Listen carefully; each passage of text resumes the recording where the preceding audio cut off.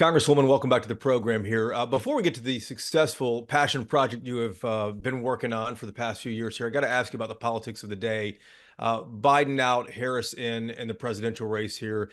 Polls show this is now a closer race. How do you think the race changes with Kamala Harris now at the top of the Democratic ticket? I think Kamala is actually going to hopefully be able to get some answers out that Biden couldn't because he was just mentally unfit. But look, I think Biden at the top of the ticket, it really isn't changing that much. In the Biden-Harris administration, the decisions that have led to record amounts of inflation, have led to our border crisis. All of those are still on Harris's back to have to answer for. It's not like you're getting something different at the top of the ticket. All of the policies still remain the same, just the name has changed. But look, this is one of the most progressive, if not the most progressive presidential candidate the world has ever seen, at least in the US. We look at her attack on American energy. She has been very clear, and in Texas, that should be troublesome and worrisome, that she's going after American energy, that she does not want to have any new oil or gas sites. She's gone after our border, and you looked at what the terrible policies have led to as our borders are. 12 to 14 people who've come into our country illegally, many of them from the terrorist watch list, 100,000 dead from fentanyl. And then you look at her time in California and her defund police efforts, her efforts when she was VP to help raise money to get criminals out of jail. I mean, these are not policies that I think typical Americans are supportive of, definitely not Texans. So I think, again, the disastrous policies that we've seen have led to 20% inflation, horrible crippling interest rates, and further crime in our street. It's going to rest around her neck, and she's going to have to answer those questions. Republicans initially didn't seem to find their political footing, though, against Kamala Harris and figuring out the argument attacks to make. The Speaker of the House, Mike Johnson, had to chastise or at least tell members of Congress not to go after her for her race or for her gender at all. And then an interview now that's kind of going around from 2021, J.D. Vance being critical of Harris and other members of the Democratic Party for not having children. What's your reaction to that? I think, look, I have typically always looked at people's policies, not at their personalities. I think it's important to recognize that people need to be held accountable. They need to be responsible for the decisions and the support, the votes, the bills that they brought forward. And when we look at Vice President Harris and in her job over the last 3.5 years has been disastrous. It has hurt working families. It's hurt all Americans. It's increased crime in our street. And what she has stood for is really not the American way. She has a party that is inviting our borders to be open because they're just trying to protect congressional districts and they want the population up. Those are the things that I don't care, what's your gender, what language you speak, what country you're from. Those are policies you're going to have to be held accountable for. And again, I'm not looking at her as anything other than a vice president in a failing presidential candidate. Let's step aside from politics for a moment here. You're on the House Committee on Small Business as well.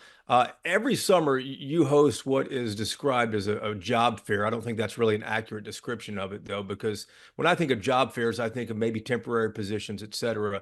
What you have successfully put together over the past few years is kind of remarkable because there are huge companies that take part in this. Aflac, Vistra Energy, Army Corps of Engineers, Lockheed has been involved in years past. What are you expecting this coming, I guess it's next month in August when this next one August is? 8th. Yep, August 8th from 11 to 3 over at Globe Life Field. What we're expecting is, we've started this as a direct result of the post-pandemic environment where businesses were coming up to us saying that they were having a really hard time hiring people, where we were meeting with working families saying they were having a really hard time getting jobs. They were looking for more pay. They were looking for more benefits, more flexibility. And so, given my experience as a local elected official, I will always be a local elected official at heart. I went and I looked at some of the relationships that we had with their businesses, with our mayors, with our chambers of commerce. And we decided that we should all get together and support a community-wide effort to get people jobs. And so we started a job fair.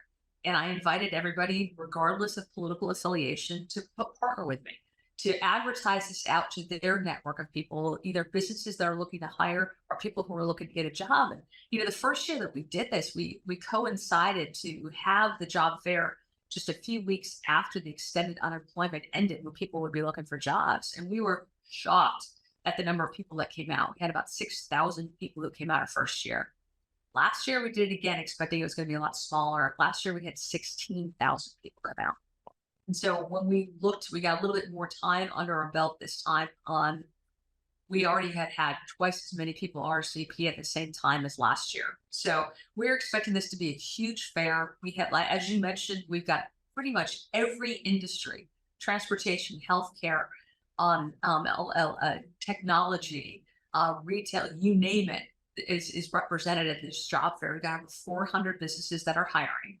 And as you mentioned too, it's not just for entry level positions. They're looking for full time, they're looking for part time. But we also have at this point almost a third are 6-figure paying jobs. So Hmm. it definitely goes up to the C suites as well. I think it's a unique opportunity to have all of that under the same roof for people to be able to, bring their resumes and just be able to go, aisle by aisle and talk to these businesses that are hiring in North Texas. And again, it shouldn't be partisan. I'm really glad that we've been able to maintain, that partnership with all of our community members that have helped us to grow this to be so successful. Last year, we had it at the Urban Convention Center. And as much as I love our Urban Convention Center, we ran out of parking. So this Oh, year, we're doing a Globe Life field. We're not going to run out of parking. We've got plenty of spots. We've got two of the floors completely already full. On really excited to have people there, and I want anybody who's looking to either change their path, who's looking to hire, wants to earn more money or have more greater flexibility, Matt, see what we've got to offer. you mentioned this is nonpartisan, that everyone's taking part, and it started post-pandemic. What do you get out of this politically, though? Look, I'm happy to help people connect to jobs and get new opportunities.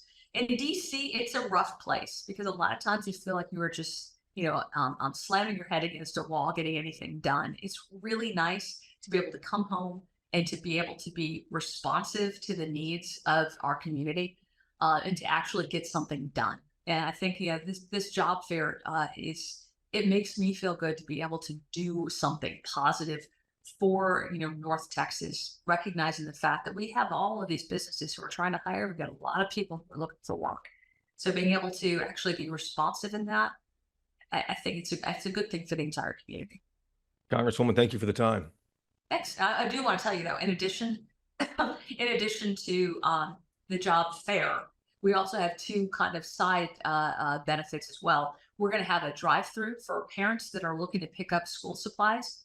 Again, every year we have thousands of backpacks that are filled with school supplies that we give away to needy families. So we'd love to have parents come by. They're looking to get school supplies for their kids in the fall. We also have an entire area as part of the job fair that's dedicated to our veterans. So anybody who has veteran services, we're going to have one particular area where our veterans can visit and figure out the services and the jobs potentially that are available just to them. Is that same time, same place? Same time, same place, 11 to Okay. 3 at the Globe Life Field on August 8th.